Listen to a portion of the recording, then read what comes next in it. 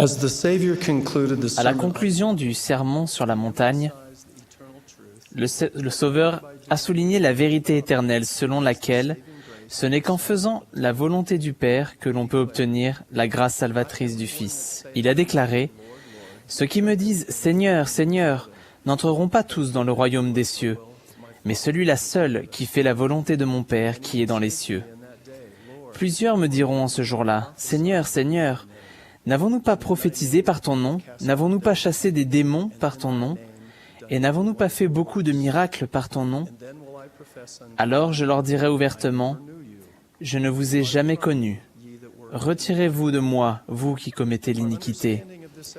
Nous comprenons mieux cet épisode en réfléchissant à la révision inspirée du texte. De manière significative, la phrase du Seigneur rapportée dans la version du roi Jacques de la Bible, « Je ne vous ai jamais connu », a été remplacée dans la traduction de Joseph Smith par « Vous ne m'avez jamais connu ». Examinez également la parabole des 10 vierges. Rappelez-vous que les 5 vierges folles et qui ne s'étaient pas préparées sont parties chercher de l'huile pour leurs lampes après avoir entendu l'appel à aller à la rencontre de l'époux. Pendant qu'elles allaient en acheter, l'époux arriva. Celles qui étaient prêtes entrèrent avec lui dans la salle des noces, et la porte fut fermée.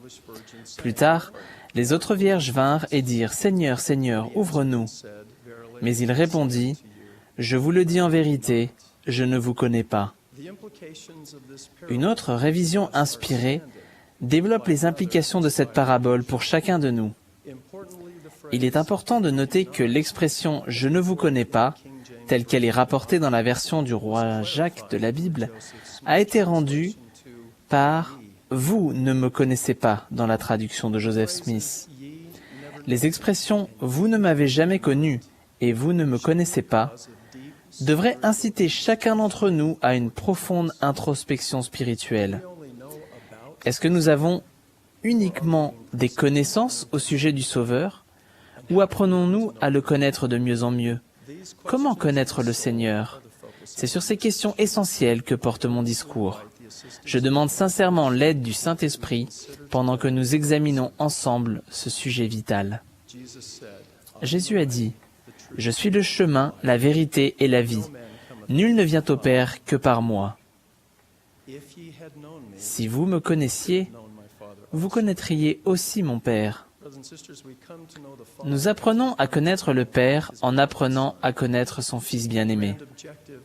Un grand objectif de la condition mortelle n'est pas simplement d'apprendre des choses sur le Fils unique du Père, mais également de s'efforcer de le connaître.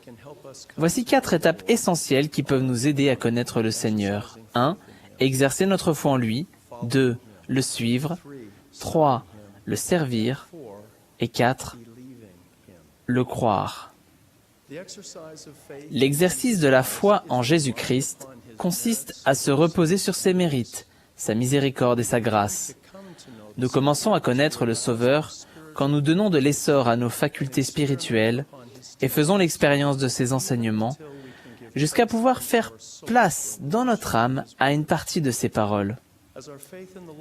Lorsque notre foi au Seigneur augmente, nous lui faisons confiance et nous nous fions à son pouvoir de nous racheter, de nous guérir et de nous fortifier. La véritable foi est axée sur le Seigneur et conduit toujours à agir en justice. La foi au Christ est le premier principe de la religion révélée, le fondement de toute justice et le principe d'action chez tous les êtres intelligents. Parce qu'il est capital d'agir conformément aux principes corrects que le Rédempteur a proclamés pour recevoir et exercer la foi véritable, la foi sans les œuvres est inutile. Nous devons mettre la parole en pratique et ne pas nous borner à l'écouter. Entendre la parole de Dieu et recevoir le don spirituel de la foi au Sauveur sont 2 éléments étroitement liés, puisque la foi vient de ce qu'on entend, et ce qu'on entend vient de la parole du Christ. Nous faisons connaissance avec lui et avec sa voix en étudiant et en nous faisant un festin de sa parole dans les Écritures, en priant le Père en son nom avec une intention réelle et en recherchant la compagnie constante du Saint-Esprit. L'apprentissage et l'application dans notre vie de la doctrine du Christ est une condition préalable à la réception du don de la foi en lui. L'exercice de la foi au Seigneur est une préparation nécessaire pour le suivre. Comme il marchait le long de la mer de Galilée, il vit deux frères, Simon appelé Pierre et André son frère, qui jetaient un filet dans la mer, car ils étaient pêcheurs. Il leur dit, « Suivez-moi, et je vous ferai pêcheurs d'hommes. » Aussitôt, ils laissèrent leur filet et le suivirent. Pierre et André sont des exemples marquants de personnes qui entendent et suivent le Maître. De la même manière, le Sauveur nous commande à tous, « Si quelqu'un veut venir après moi, qu'il renonce à lui-même, qu'il se charge de sa croix et qu'il me suive. » Se charger de sa croix, c'est se refuser toute impiété et toute convoitise profane et respecter les commandements du Seigneur. Le Sauveur nous a exhortés à devenir tels que lui. Ainsi, suivre le Seigneur implique de l'imiter. Nous continuons d'apprendre à le connaître en cherchant, par le pouvoir de son expiation, à devenir semblable à lui. Dans son ministère dans la condition mortelle, Jésus a indiqué le chemin, a ouvert la voie et a montré l'exemple parfait. Une idée exacte de sa personnalité, de sa perfection et de ses attributs alimente une détermination constante et une direction claire, tandis que nous le suivons sur la voie du disciple dévoué.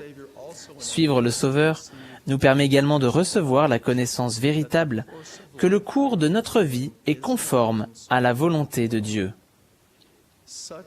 Cette connaissance n'est pas un mystère insaisissable et n'est pas centrée principalement sur nos aspirations temporelles ou nos préoccupations ordinaires de la condition mortelle, mais une progression constante et durable le long du chemin des alliances est le genre de vie qui lui est agréable. Le rêve de Léhi dans le livre de Mormon identifie le chemin que nous devrions suivre, les difficultés que nous rencontrerons et les ressources spirituelles disponibles pour nous aider à aller au Sauveur et à le suivre. Marcher résolument sur le chemin étroit et resserré est ce qu'il veut que nous fassions. Goûter du fruit de l'arbre et devenir profondément convertis au Seigneur sont les bénédictions qu'il désire ardemment que nous recevions. C'est pourquoi il nous lance l'invitation « Viens et suis-moi ».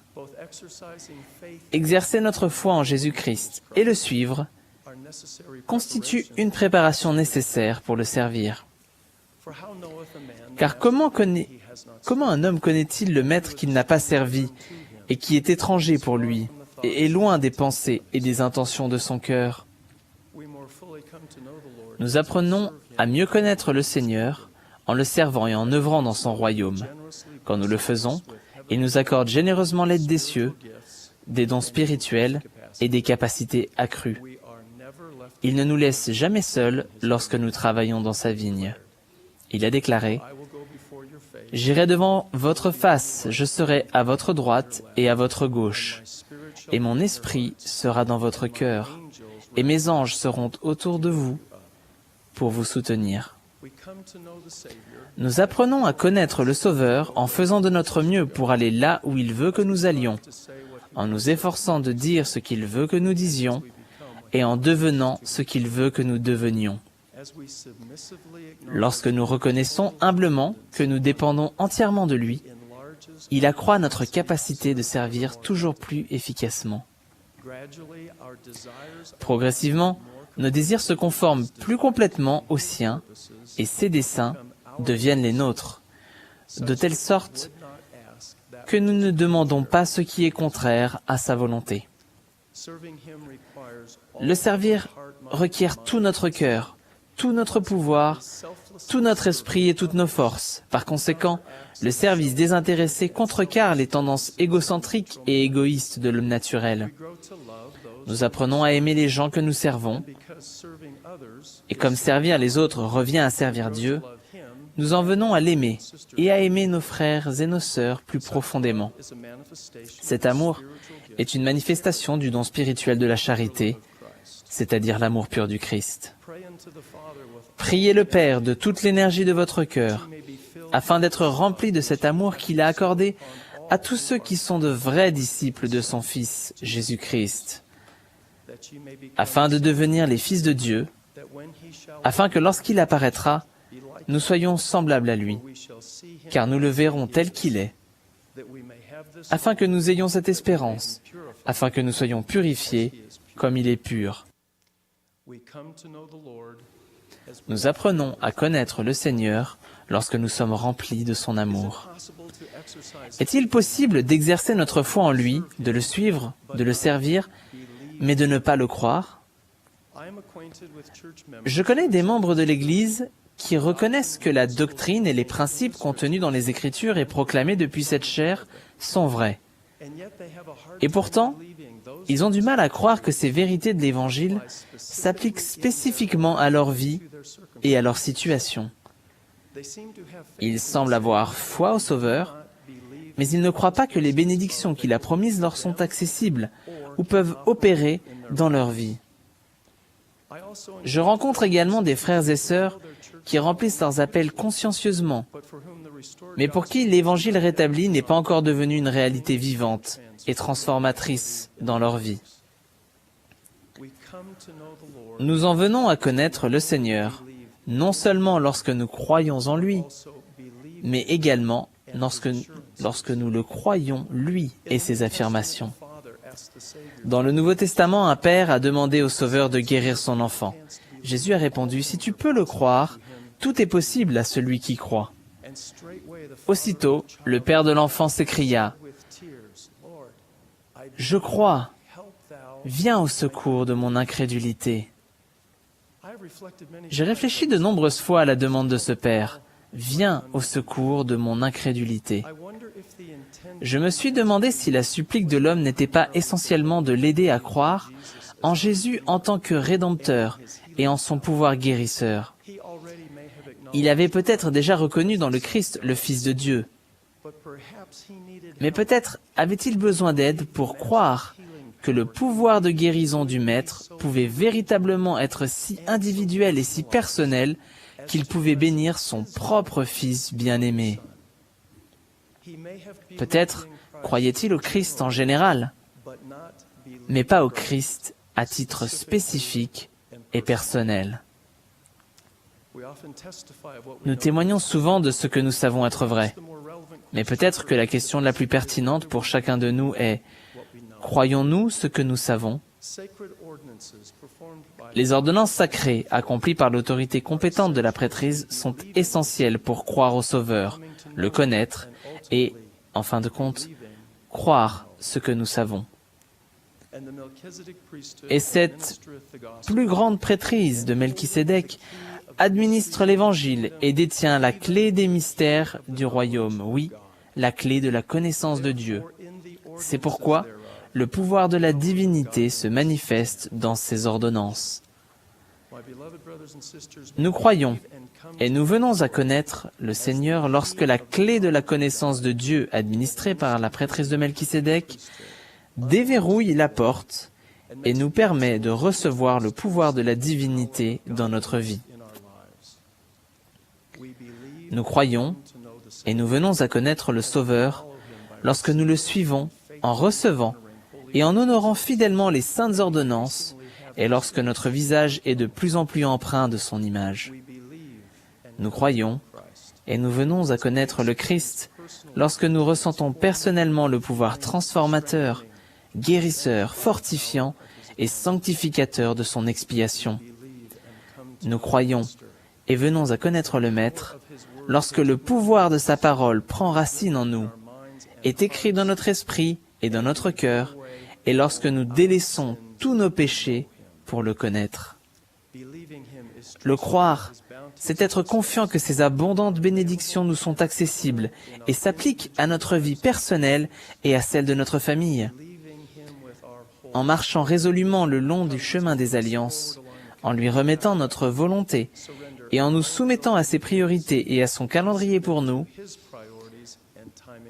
nous pourrons le croire de notre âme tout entière. Le fait de croire, reconnaître que son pouvoir et ses promesses sont vrais, nous donne perspective et paix. Un jour, tout genou fléchira et toute langue confessera que Jésus est le Christ. Ce jour béni, nous saurons qu'il connaît chacun d'entre nous par son nom. Et je témoigne et promets que nous pouvons non seulement savoir ces choses sur le Seigneur, mais également le connaître en exerçant notre foi en lui, en le suivant, en le servant et en le croyant. J'en témoigne.